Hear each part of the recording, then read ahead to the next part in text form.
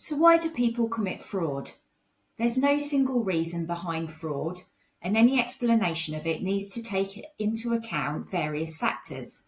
However, the fraud triangle is a common model which suggests that fraud is likely to result from a combination of three factors: motivation, opportunity, and rationalisation. So let's have a look at those three separate factors in a little bit more detail. Motivation. In simple terms, motivation is typically based on either greed or need. Personality and temperament, including how frightened people are about the consequences of taking risks, also plays a role. Some people with good objective principles can fall into bad company and develop taste for the fast life, which tempts them into fraud. Others are tempted only when faced with ruin through debt problems or gambling.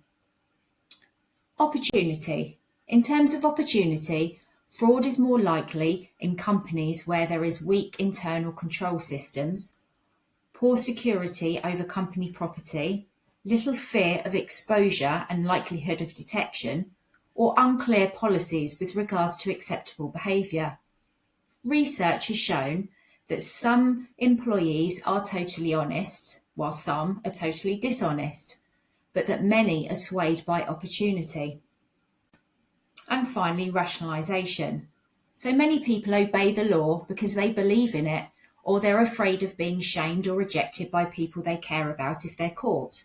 However, some people may be able to rationalise fraudulent actions as necessary, especially when it's done for the business, as harmless because the victim is large enough to absorb the impact, or they can justify it because the victim deserved it or because I was mistreated.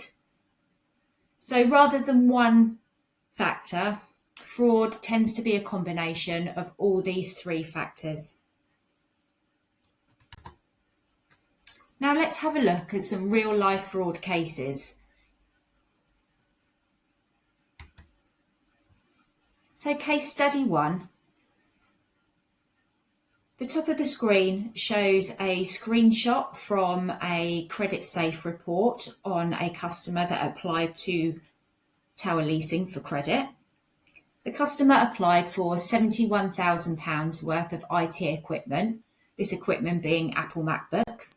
The customer, from the credit search, was well established. They were incorporated since 1842 with the business size to warrant the need for 71 grand's worth of IT equipment. The business risk score was 96, with credit very supportive of the application. The customer's net worth was 3.2 million. So on the face of things, it looks like an ideal customer. However, there were some red flags on this deal.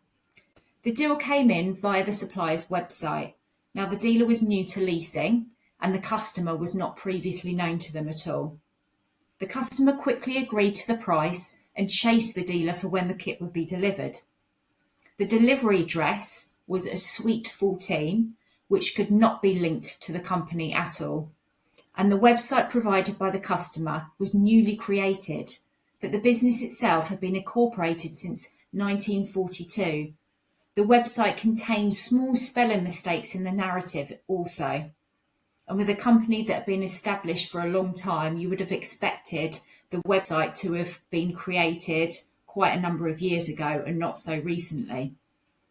The kit itself, also a red flag.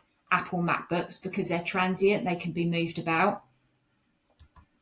So the outcome of this deal, Tower contacted the customer's accountant noted on the filed accounts, as the red flags have raised quite a lot of suspicion.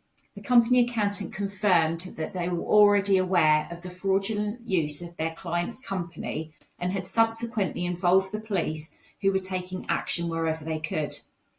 Tower then withdrew the case and reported it to Action Fraud. This was a case of a legitimate business having their identity cloned by a fraudulent party who used the stolen details to apply for credit with Tower. Luckily, the fraud was detected in time before the deal was paid out.